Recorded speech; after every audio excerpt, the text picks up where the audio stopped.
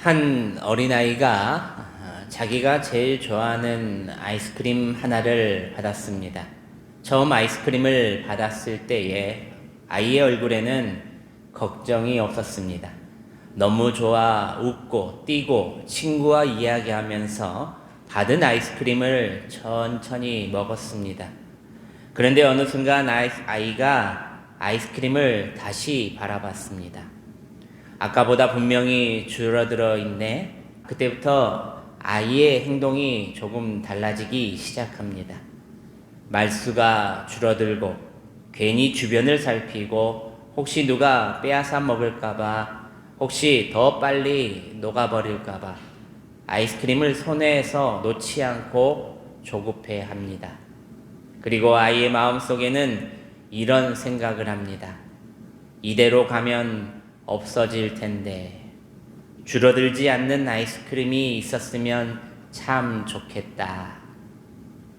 사랑하는 성도 여러분, 우리들은 이 아이의 모습처럼 줄어드는 순간이 얼마나 사람을 불안하게 만드는지를 경험해 보신 적이 다 있으실 겁니다. 처음에는 괜찮습니다. 조금 부족해도 아직은 괜찮다라고 말할 수 있습니다.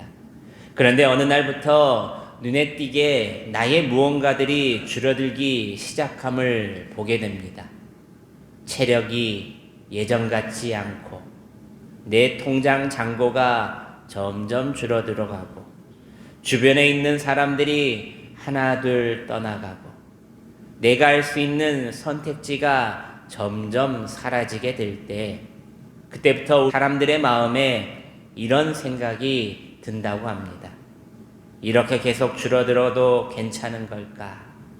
혹시 하나님께서 나를 축복해 주시는 것이 멈춰버린 것이 아닌가? 사람은 늘어나는 것에는 희망을 느끼지만 줄어드는 것 앞에서는 본능적으로 두려워한다는 것입니다. 그래서 우리는 줄어드는 순간마다 습관처럼 내 계산기를 꺼내듭니다. 조금만 더 건강했더라면, 재정이 조금만 더 있었더라면, 도와줄 사람이 더 많았더라면. 우리의 생각은 늘 어리석게도 하나의 공식으로 흘러갑니다. 부족하니 더 채워야 이 문제가 해결된다. 플러스가 되어야 길이 열린다. 그래서 더 가지려고 하고 더 의지하려 하고 어떻게든 원래 상태로 돌아가려고 몸부림치며 오늘을 살아간다는 것입니다. 그러나 성경은 이 상식을 뒤집어 엎습니다. 성경은 종종 우리의 힘이 빠지고 가진 것이 줄어드는 결핍의 현상을 역설의 무대로 삼는다는 것입니다. 우리의 힘이 줄어들고 가진 것이 약해지고 인간적인 눈으로는 도저히 불가능해 보일 때 오히려 하나님께서 가장 위대한 일을 그때부터 우리에게 시작하신다는 것입니다. 아이러니하게도 인간의 계산법이 멈추는 그곳에서, 그 시작점부터 하나님의 위대한 일하심이 시작된다는 것을 아시길 바랍니다. 그렇다면 여러분, 오늘 본문 사사기 7장의 이야기를 통해서 하나님은 어떤 방식으로 일하시는지, 그리고 우리 인생의 줄어듦을 하나님이 어떻게 사용하시는지를 우리는 봐야 합니다. 첫째로 저를 한번 따라서 합니다. 하나님께서는 두려움의 자리, 고난의 자리에서 시작하신다. 시작.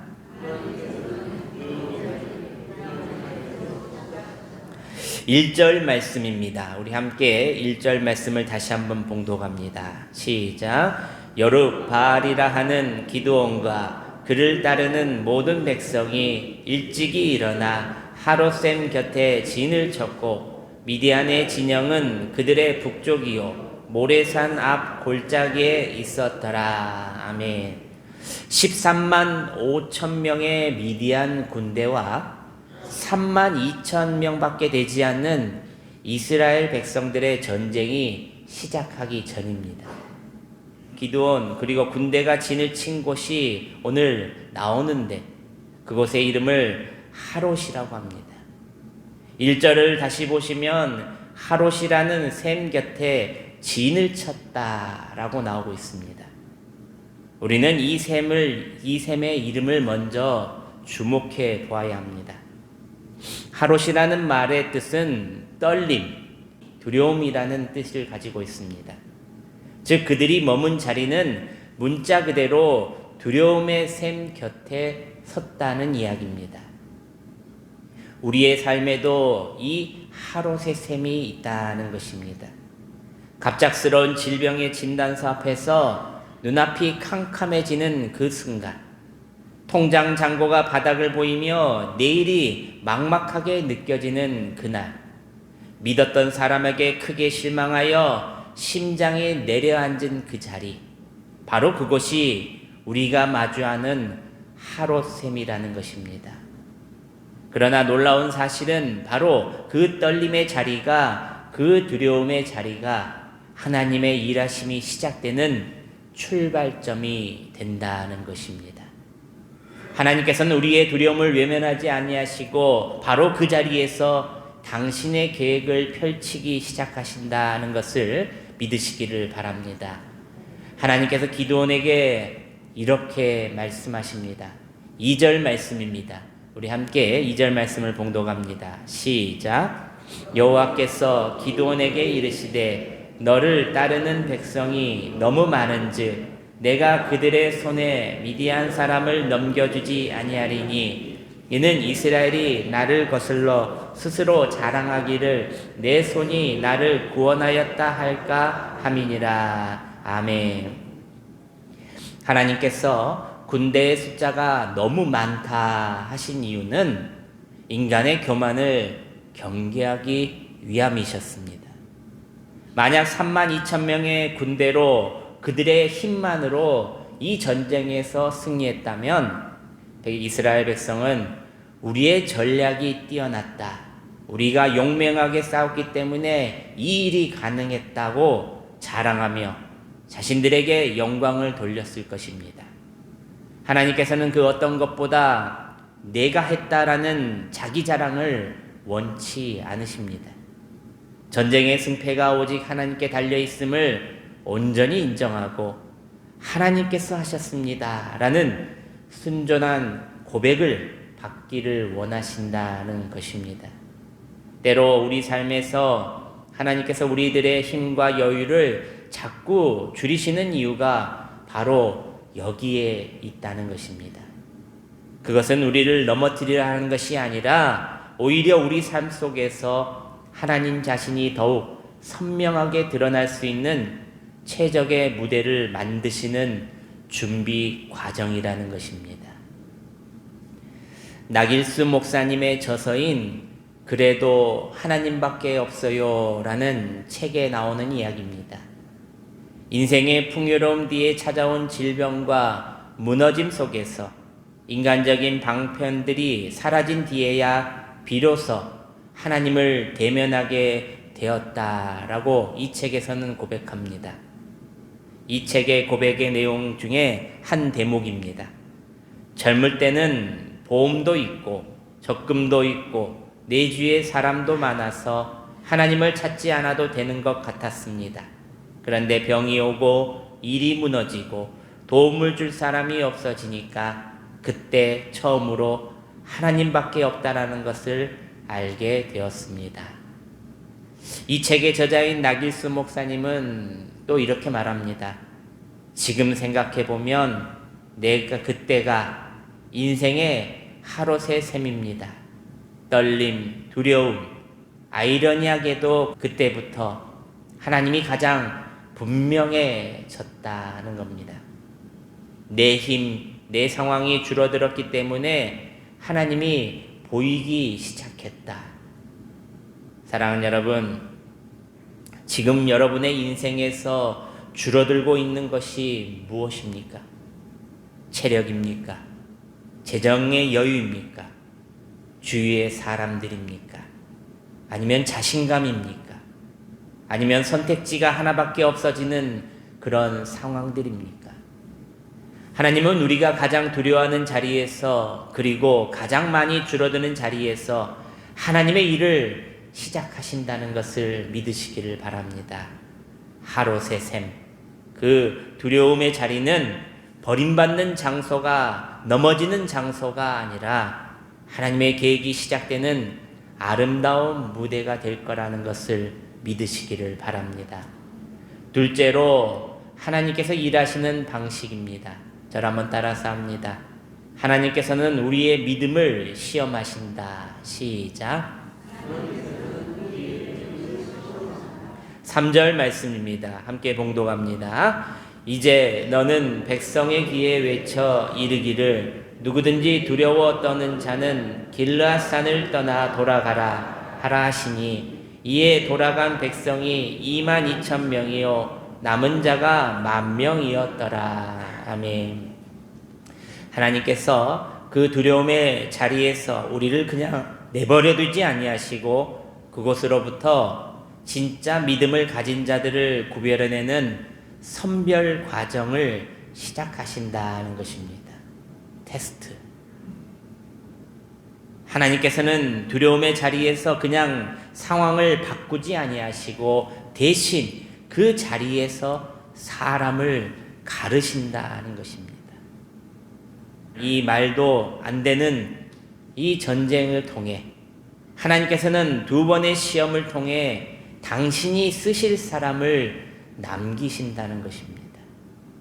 3절 말씀에 첫 번째 시험이 나옵니다. 하나님께서 기드온에게 뭐라고 외치고 계십니까? 누구든지 두려워 떠는 자는 길르앗산을 떠나 돌아가라.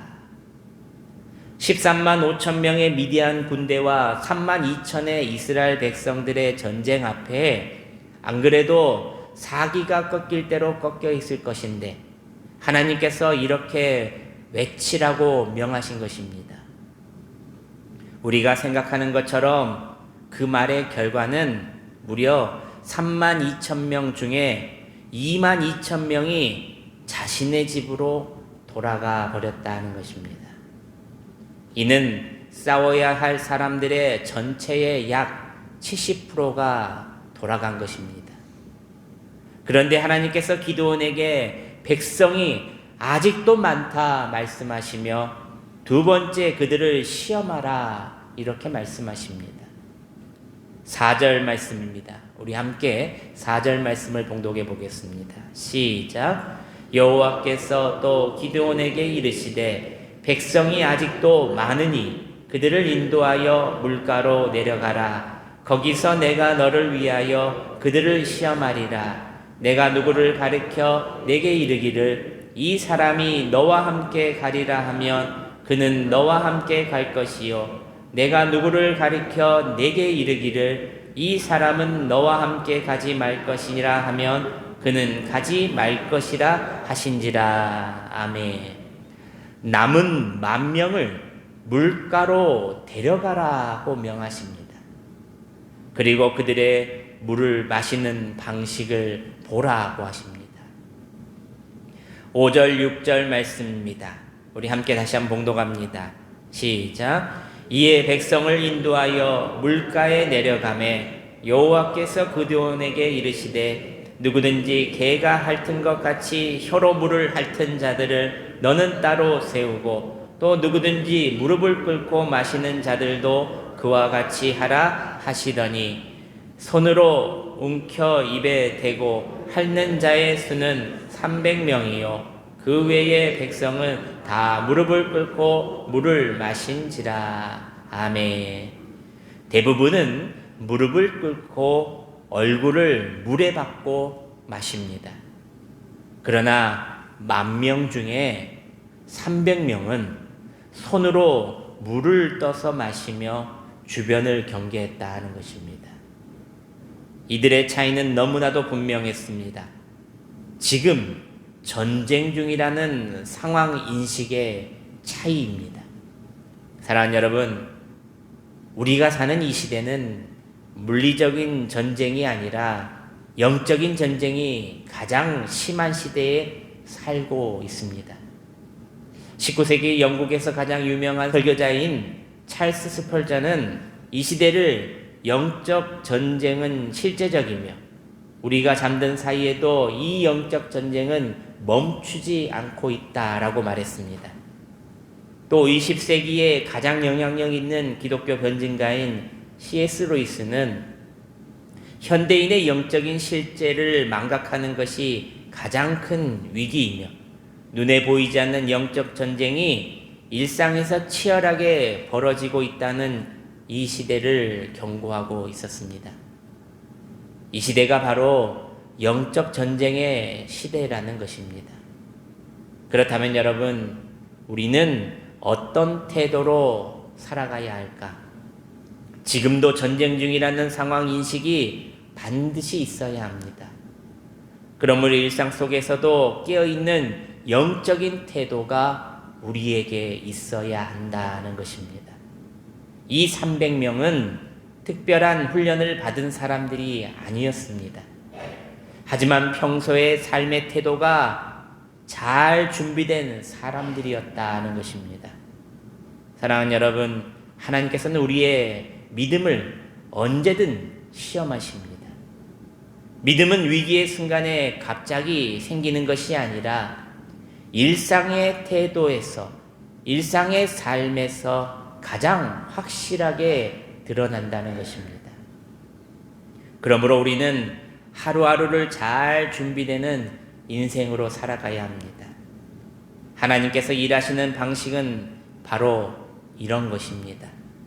전쟁이 터졌을 때 급하게 만들어지는 것이 아니라 평소의 삶의 자세 속에서 이미 준비되어 있는 믿음 있는 자를 하나님께서는 보고 계신다는 것입니다. 사랑하는 여러분, 하나님께서 보시는 것은 우리의 숫자가 아니요 바로 우리의 태도라는 것을 아시길 바랍니다. 하나님께서는 자신이 사용할 사람을 오늘도 시험하십니다. 능력이 많은 사람을 쓰시기보다 깨어있는 사람, 상황을 잘 분별할 수 있는 사람, 두려움보다 믿음을 선택하는 사람을 사용하신다는 것을 기억하시길 바랍니다.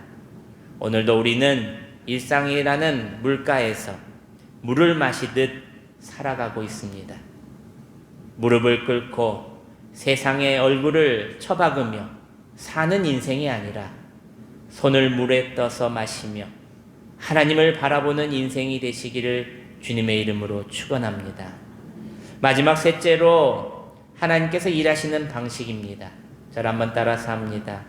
하나님께서는 우리의 약함을 통해 일하신다. 시작. 8절 말씀입니다. 함께 봉독합니다. 이에 백성이 양식과 나팔을 손에 든지라. 기드온이 이스라엘 모든 백성을 각각 그의 장막들로 돌려보내고 그 300명은 머물게 하니라. 미디안 진영은 그 아래 골짜기 가운데 있었더라. 아멘. 하나님이 일하시는 원리를 가장 깊이 경험한 사람이 있습니다. 그 사람은 바로 사도 바울입니다. 바울은 능력도, 학문도, 열심도, 사명도 모든 것이 충분한 사람이었습니다. 그러나 하나님께서는 바울의 삶에서 한 가지 약함을 제거해 주지 않으십니다. 바울이 이 약함을 없애달라고 하나님께 3번이나 간구했음에도 불구하고 하나님께서는 이를 남겨두시고 바울에게 이렇게 말씀하셨습니다. 고린도후서 12장 9절 말씀입니다. 나에게 이르시기를 내 은혜가 내게 족하도다. 이는 내 능력이 약한 데서 온전하여 짐이라 하신지라. 그러므로 도리어 크게 기뻐함으로 나의 여러 약한 것들에 대하여 자랑하리니 이는 그리스도의 능력이 내게 머물게 하려 함이라. 아멘. 뭐라고 말씀하십니까? 내 은혜가 내게 족하도다. 이는 내 능력이 약한 데서 온전하여 짐이라. 할렐루야. 하나님께서는 바울을 강하게 만들어 쓰시는 것이 아니라 바울의 약함 위에 하나님의 능력을 얹어 사용하신 것입니다. 그래서 바울은 이렇게 고백한 것입니다. 그러므로 내가 약할 그때에 곧 강함이었더라.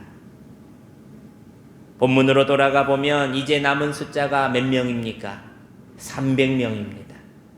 32,000명에서부터 300명까지 무려 99%가 사라졌습니다.